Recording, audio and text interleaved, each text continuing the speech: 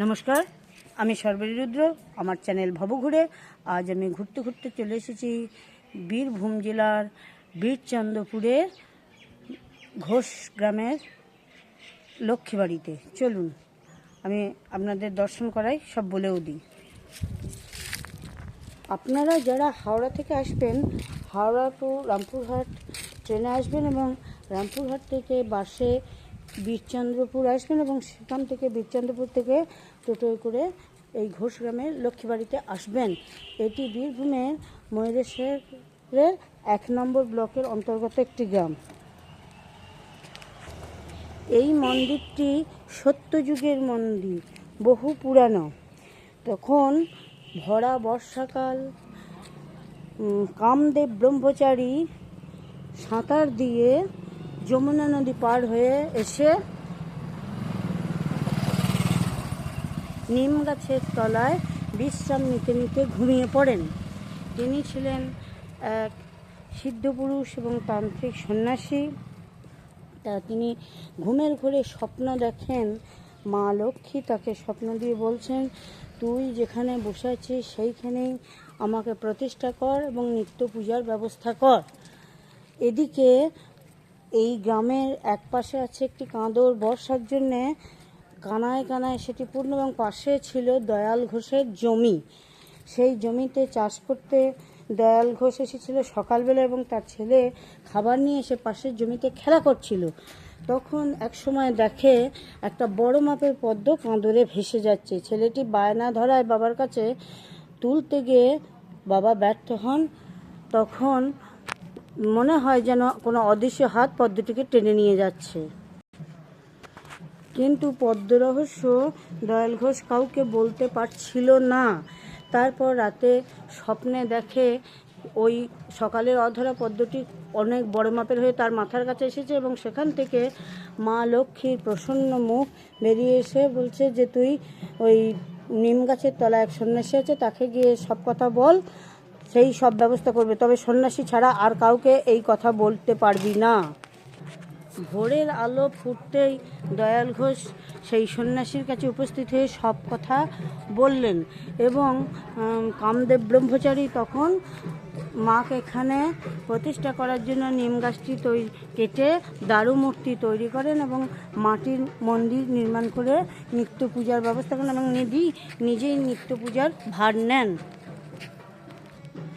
কয়েক বছর পর কামদেব ব্রহ্মচারী সন্ন্যাস নিয়ে আবার চলে যান। তখন দুজন ব্রাহ্মণের উপর এখানে ভার পড়ে। এদিকে তখন দয়াল ঘোষের আর্থিক অবস্থা ভালো হয়ে যায়। একদিন এদের সঙ্গে বাদানুবাদে জড়িয়ে পড়েন এবং তখন বলে ফেলেন যে আমি মন্দির প্রতিষ্ঠা করেছি, ভোগের ব্যবস্থা করেছি। তখন মা লক্ষ্মী স্বপ্নে তাকে দেখা দিয়ে বলেন যে তুই সন্ন্যাসী ভিন্ন কাউকে বলতে নিষেধ করা সত্ত্বেও বলে দিলি তুই এই গ্রাম ছেড়ে চলে যা। কিন্তু দয়াল ঘোষ না যাওয়ায় সে এখানে অসুস্থ হয়ে মারা যায় এই মন্দিরে এবং তার বংশধররাও অজানা কারণে মারা যায়। তখন ঘোষরা এই গ্রাম ছেড়ে চলে যায়। সেই থেকে এই গ্রাম ঘোষ শূন্য। এটি মায়ের মন্দির। এ দেখুন প্রবেশের প্রধান ফটক। চলুন এই প্রবেশদ্বার দিয়ে আমরা প্রবেশ করি।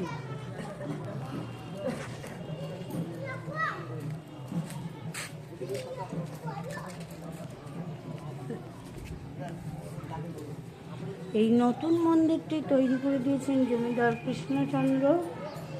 তা চলুন আমরা প্রবেশ করি, দর্শন করি।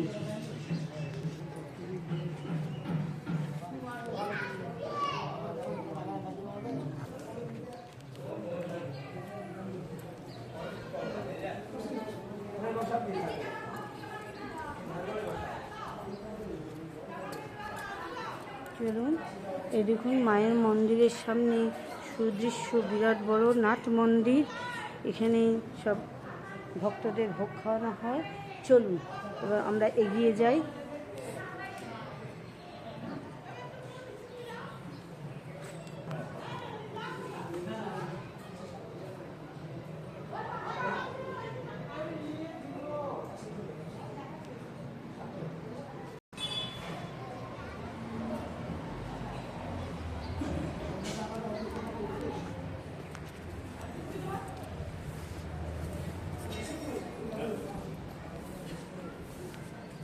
মন্দিরের কারুকার্য অতীব সুন্দর, আপনারা দর্শন করুন।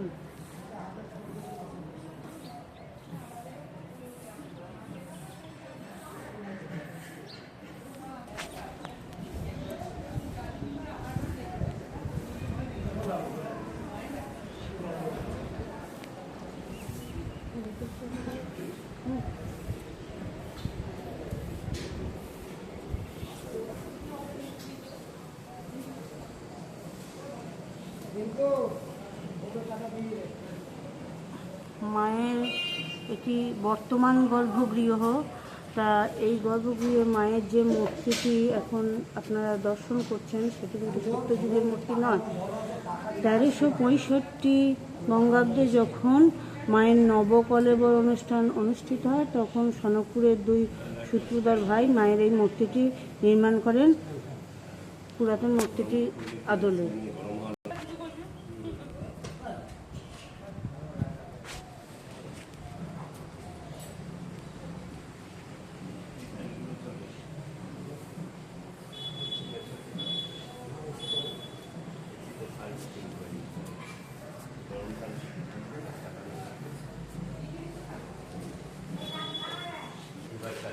এটিও মায়ের দারুমূর্তি।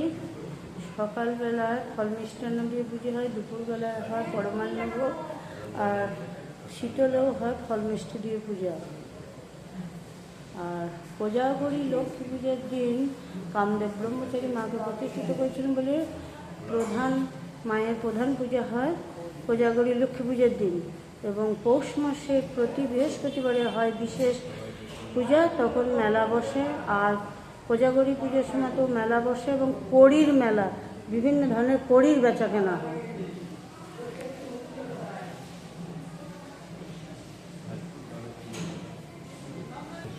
দেখুন মায়ের প্রসন্নময়ী মূর্তি দর্শন করুন। এই মূর্তিটি বর্তমানে পূজা হয়। এই মন্দির চত্বরে আছে অনেকগুলি মন্দির, চলুন সেগুলো আপনাদের দর্শন করাই।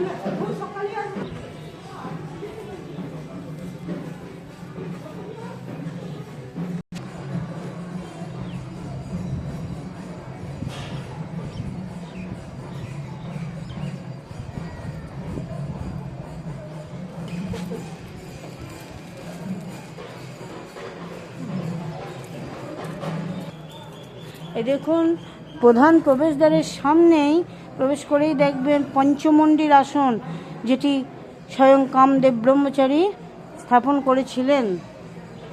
এটাই পঞ্চমন্ডির আসন। তার পিছনেই আছে মা সিদ্ধেশ্বরীর মন্দির, তবে এই মন্দিরে এখন উনি নেই, ঘর রং করবে, সেই জন্য অন্য ঘরে সরিয়ে নিয়ে আছে, আপনাদের দর্শন করাবো।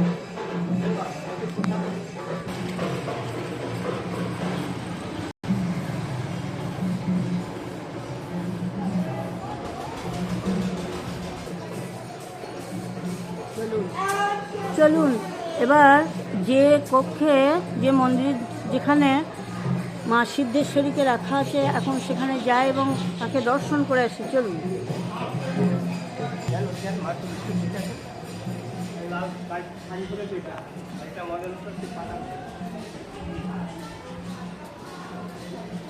এই দেখুন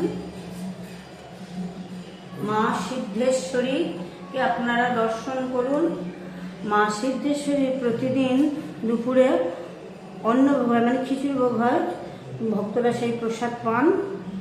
আর তার পাশে দেখুন মা তারা শ্রীচরণ, আর এই দেখুন বিরাট বড় একটা শিবলিঙ্গ মদনেশ্বর শিব, ইনি পাতাল থেকে উঠেছেন। আর মন্দিরের ভিতরের দিকে দেওয়ালে দেবাদিদেব মহাদেব, মাতা পার্বতী, নন্দী মহারাজ সব আছেন। আর মন্দিরের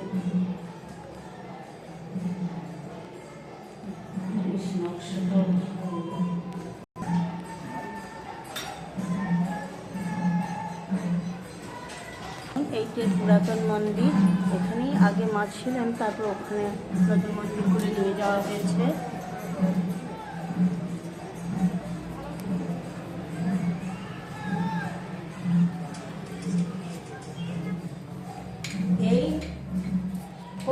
সম্মুখে বিরাজ করছেন প্রভু শ্রীরামচন্দ্র, মাতা সীতা, ভ্রাতা লক্ষ্মণ, বজরংবলী এবং জগন্নাথ দেব।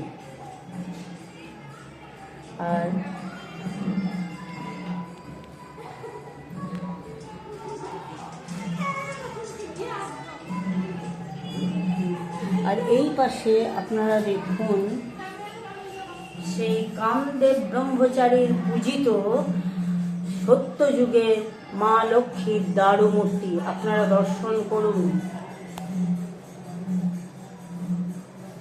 এটি সত্যযুগের মা লক্ষ্মীর দারু মূর্তি, স্বয়ং কামদেব ব্রহ্মচারী তৈরি করেছিলেন এবং তিনি পূজা করতেন।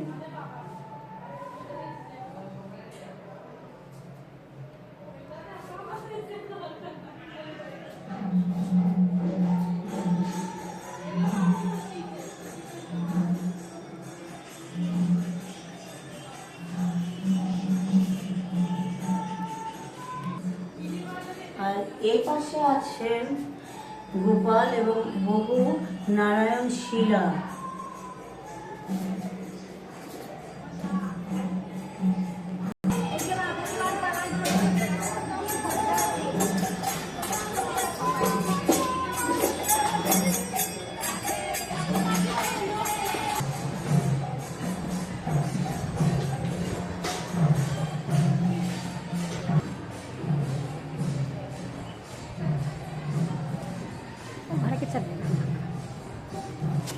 এটি মায়ের ভোগ ঘর।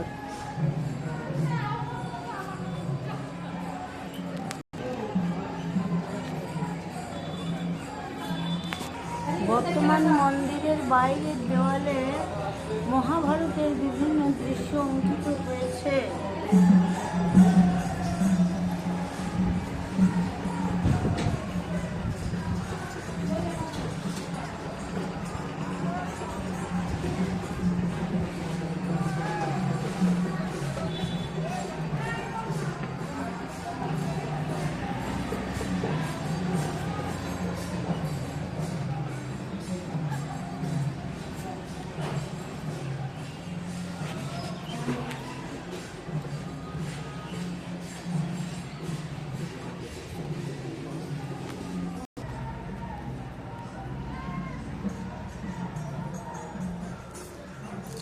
মায়ের মন্দির চত্বরে অনেকগুলি ফুলের গাছ আছে, আর মন্দিরের ঠিক পাশেই আছে একটা বিরাট বড় পুকুর।